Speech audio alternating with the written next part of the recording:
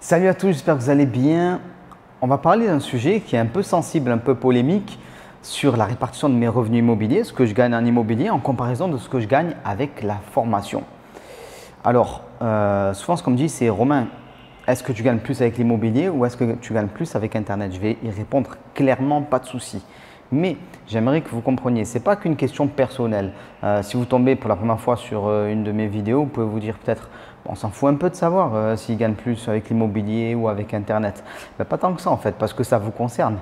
Si vous regardez ma chaîne, vous êtes amené à un moment ou un autre à faire de l'immobilier, vous en faites peut-être déjà, et vous êtes amené à un moment ou un autre à faire un business qui va tourner sur Internet. De toute façon, tout business tournera sur Internet à terme, au moins une partie du business, quoi qu'il arrive.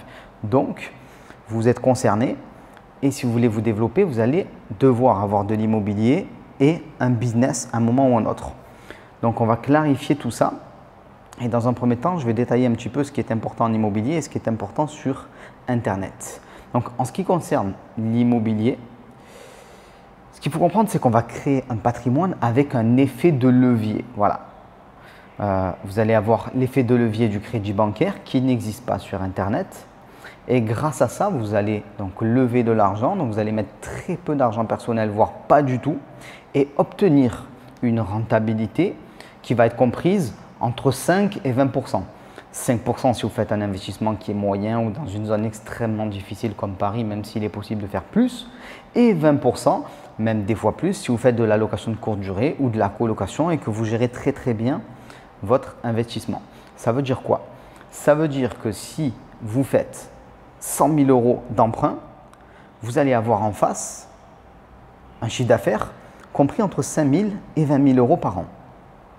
Si vous faites 1 million d'emprunts, vous avez 1 million de patrimoine, ce qui est une somme énorme, j'en conviens. Vous allez avoir entre 50 000 et 200 000 euros par an.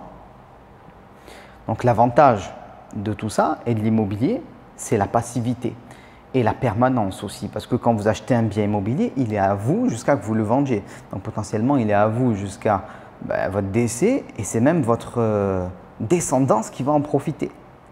En plus de ça, ce patrimoine, il va augmenter en valeur au fur et à mesure des années. Donc ça, ce sont deux avantages de l'immobilier et Internet, c'est totalement différent.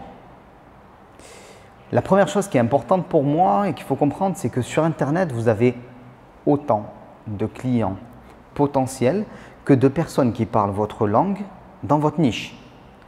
Donc potentiellement, c'est infini. Voilà. Alors bien sûr, il y a plusieurs variables. Sur Internet, vous allez avoir la quantité et la qualité de votre audience, combien de personnes vous regardent dans un premier temps et qui vous regarde. Parce que si vous êtes regardé par des enfants de 14 ans et que vous vendez de la formation, évidemment, ils ne seront pas vos clients. Donc la quantité de personnes et la qualité de l'audience. Puis votre capacité à vendre des produits. Alors il y a plein d'aspects marketing, on traite tout ça sur cette chaîne. Et ensuite le prix de vente. Donc l'énorme avantage qui fait dire à beaucoup de gens, ben oui, Romain, tu gagnes plus avec Internet qu'avec ton immobilier. Et pour certaines personnes, ce serait décrédibilisant. Alors moi, je trouve ça surtout débilisant, j'ai envie de vous dire, parce que si aujourd'hui vous avez de l'immobilier ou autre chose, je vous conseille à un moment ou un autre de monter un business sur le net, c'est clair. Et si aujourd'hui vous avez un business sur le net qui marche et vous n'avez pas d'immobilier, c'est fou aussi. Mais sur Internet, l'avantage, c'est que potentiellement, dès ta première année, tu peux faire 100 clients à 1 000 euros par exemple. 100 clients, c'est quoi? C'est 2 clients par semaine seulement. C'est extrêmement peu finalement quand on y réfléchit.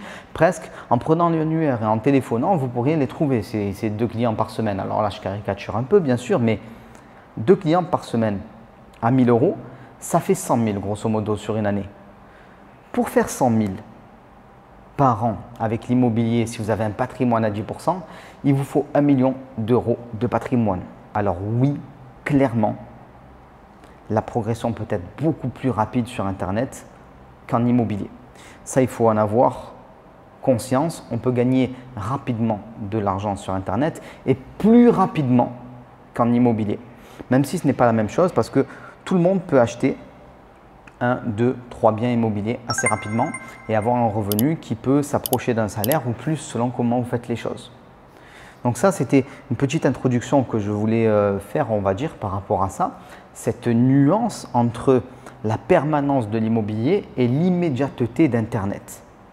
Et moi, je vous conseille de croiser tout ça, on va en parler un petit peu plus tard. Parce qu'il faut comprendre que quand vous arrêtez votre activité sur Internet ou votre business d'une manière générale, mais il ne vous reste plus rien. Si demain, j'arrête, il n'y a plus de chiffre d'affaires. Par contre, en immobilier, ça va perdurer. Donc ça, c'est à prendre en compte et c'est pour ça que c'est complémentaire. C'est donc pour ça que je vous engage à créer un business en immobilier, sur Internet et même dans le milieu classique, il faut croiser tout ça. D'ailleurs, j'en parle dans la nouvelle formation gratuite que je viens de sortir, Cube, créer un business. Vous l'avez en dessous, on voit les 8 points en fait que vous devez absolument passer, les questions que vous devez vous poser pour structurer votre activité, pour la lancer. Si je voulais créer cette formation gratuite, c'est pas pour rien. C'est parce que après avoir été étudiant, salarié, puis investisseur immobilier, puis entrepreneur dans le milieu classique et sur Internet, j'ai la conviction qu'il faut croiser tout ça en fait, tout simplement. Et c'est comme ça qu'on va aller très très vite. Et je suis contre les personnes qui excluent les modes de business. Il y a le camp des gars qui font l'immobilier, le camp des gars qui sont sur Internet, le camp des gars qui sont dans un business classique, et tout cela, ils se battent. Mais pourquoi en fait on ne ferait pas tout?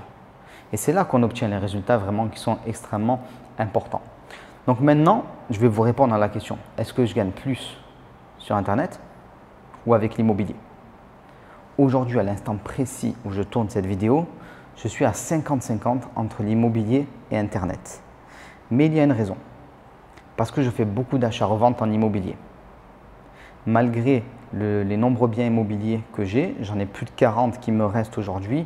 Au total, j'ai dû en avoir peut-être plus de 90 au moment où je tourne cette vidéo, mais je fais aussi beaucoup d'achats-reventes.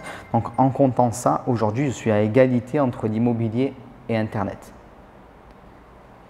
Et si on intègre aussi, ça c'est très important, la valorisation de mon patrimoine immobilier. C'est-à-dire que chaque année, le patrimoine immobilier prend de la valeur et il faut le prendre en compte en fait dans la création de richesse.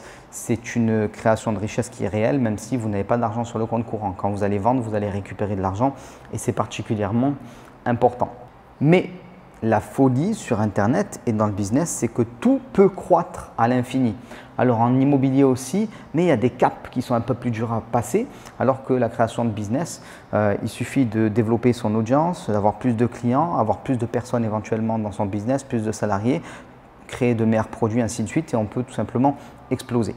Donc là, moi je me suis donné une mission, j'en parlerai un peu plus tard, c'est ce que j'appelle le tout ou plus rien. C'est-à-dire faire x3 à mon business ou tout arrêter. J'en ai déjà un peu parlé dans une vidéo. Mon patrimoine immobilier est important déjà. Les revenus de l'immobilier sont aussi très importants. Si je ne fais pas x3 avec un business, pourquoi je perdrais du temps à faire tout ça? J'adore faire ça, mais évidemment, c'est un business, ça prend du temps aussi. C'est normal. Et on ne fait pas ça pour être esclave d'un business. Mais évidemment, de monter un business, ça prend du temps.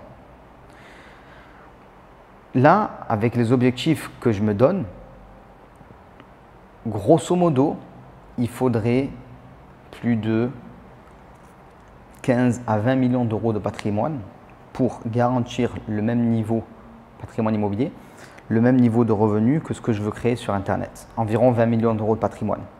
Donc là, ce qui va se passer dans peu de temps, c'est qu'il va y avoir un déséquilibre avec une croissance très très forte de mon business sur Internet. Si vous regardez ma chaîne d'ailleurs depuis un certain temps, vous devez voir qu'il y a pas mal de choses qui ont changé. Et dans 6 mois, un an et demi, on verra bien, je vais rééquilibrer le patrimoine avec tout ce que mes business auront généré et ainsi de suite. Donc là, on est à égalité. Boum, on fait monter le business, on rééquilibre le patrimoine, on refait monter le business et ainsi de suite. Et on se développe comme ça. Donc, il faut mixer les activités pour se développer. C'est ce que j'explique notamment sur mon site romaincaillet.com. Vous pouvez vous connecter, vous allez voir. Vous avez un onglet immobilier avec de la formation gratuite, un onglet Internet avec de la formation gratuite, un onglet business aussi avec de la formation gratuite. Donc, vous allez sur romaincaillet.com. Si je parle de tout ça, c'est parce que j'estime qu'il faut intriquer ces différents business pour exploser. D'ailleurs, j'en ai parlé dans une vidéo là, qui est sortie il y a peu de temps.